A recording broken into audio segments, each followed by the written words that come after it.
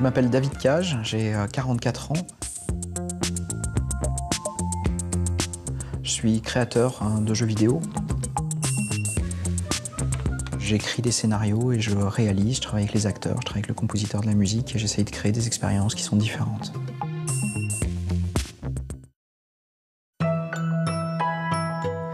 C'est Mulhouse. J'y suis né, j'y ai vécu jusqu'à l'âge de 18 ans. J'ai fait mes études, évidemment, et ma famille est encore en Alsace.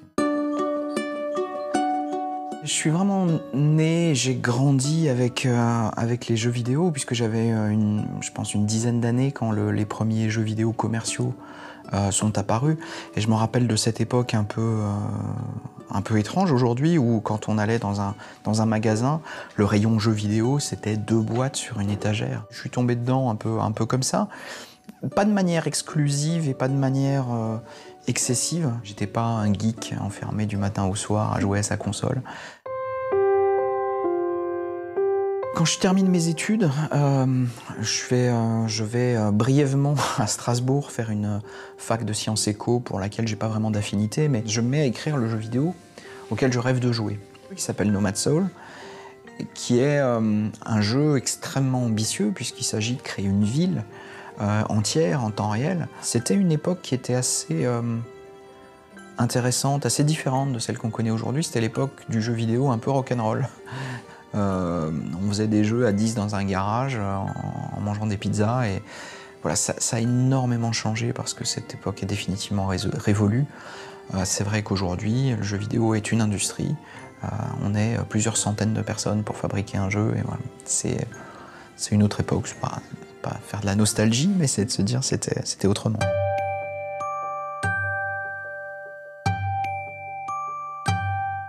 C'est le premier jeu qui commence sérieusement à se vendre et qui se vend essentiellement à l'étranger. C'est premier des charts en Angleterre, c'est premier des charts en Allemagne, on sent que ça décolle aux États-Unis. Enfin voilà, il y a un vrai engouement qui n'est pas franco-français mais qui devient vraiment international et on sent que partout il se passe quelque chose. Quand on est dans le jeu vidéo, il faut d'emblée penser à un marché international, tout simplement parce que les investissements qui sont nécessaires pour créer un jeu vidéo sont tels qu'on ne peut pas trouver de rentabilité uniquement en France. Donc il faut que le jeu parle à différents publics dans différents pays. Un beau matin, le téléphone sonne et c'est Sony qui appelle. Et nous, on avait essayé de contacter Sony plein de fois, on les avait appelés, mais ils avaient expliqué qu'on était trop petits, qu'ils ne cherchaient pas de projet, grosso modo qu'on ne les intéressait pas. Et là, ce jour-là, c'est eux qui nous appellent pour nous dire « On a joué à Fahrenheit, on a beaucoup aimé le jeu, on voudrait savoir ce que vous avez en tête pour la suite. » Et ils viennent nous voir, on leur dit voilà, on travaille sur ce projet qui s'appelle Heavy Rain, qui tient en 2 pages. Mais surtout, on travaille sur un prototype technique, parce que ce qui nous intéresse, c'est de voir comment on peut créer de l'émotion avec la 3D. Et donc, on a écrit un court-métrage qui utilise la technologie du jeu, qui est l'histoire d'une jeune femme qui s'adresse à la caméra, qui va raconter son histoire. Et la démo va être téléchargée plusieurs millions de fois, et ça va créer un buzz absolument invraisemblable. Sony revient vers nous, nous dit bon l'accueil a été excellent. Visiblement vous avez tenu vos engagements, vous avez créé quelque chose d'original qui intéresse les gens, vous avez respecté les délais et la qualité. Donc on va leur pitcher ce projet qui s'appelle Heavy Rain, qui est un autre projet totalement improbable. Et ils disent bon ok, allons-y. Et on est parti pour travailler avec Sony, nous petits développeurs français.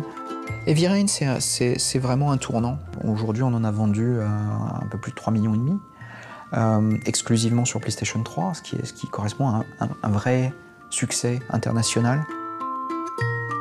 Beyond, c'est le dernier pari déraisonnable en date. 3 rencontres extraordinaires.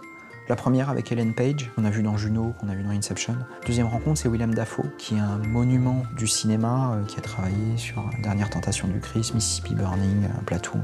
Puis la troisième rencontre, c'est avec Hans Zimmer, célèbre compositeur à Hollywood. On a travaillé avec une petite équipe, une dizaine de personnes, et différentes technologies de ce qu'on appelle scanner 3D.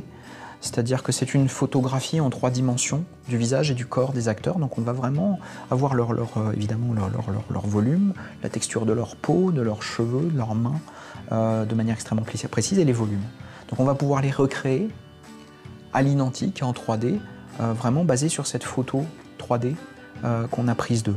Il y a un journaliste qui a écrit qu'il a été bouleversé par le jeu et qui dit que ce mot bouleversé, c'est la première fois qu'il utilisait avec le mot jeu vidéo. Voilà. Moi, je fais ce métier-là pour lire ce genre de choses et pour provoquer ce genre de réaction.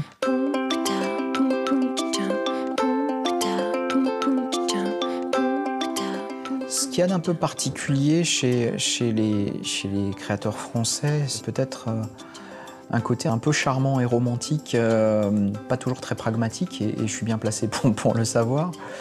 Mais on a envie de changer les choses, on a envie de bouger les lignes, on a envie d'être un peu... de sortir des sentiers battus. Et ça, je pense qu'il y a quelque chose de français là-dedans.